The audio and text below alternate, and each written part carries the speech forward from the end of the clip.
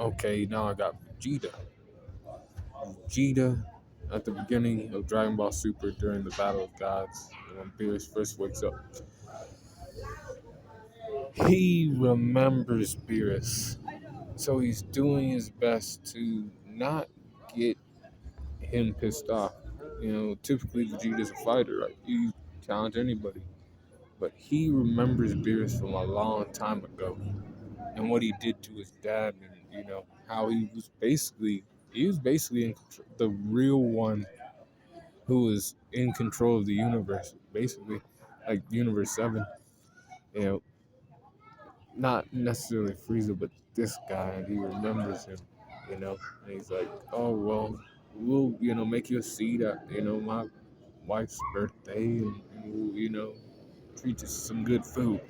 And he's acting a bit out of character in this movie, in that part of the series, right?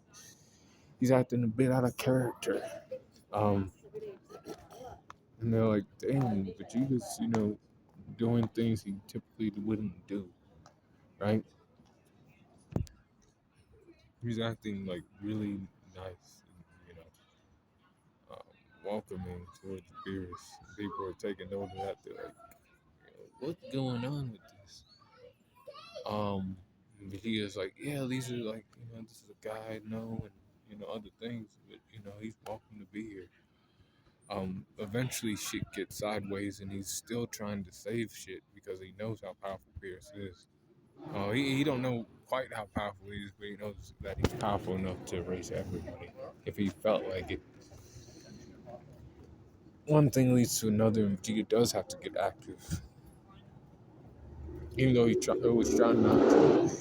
And was Vegeta training during this time? Yeah, I'd say he was, because, and this is what gives it away, he's training off. Now, he wasn't training like Goku was, but how powerful is Vegeta in base form during the Battle of Gods?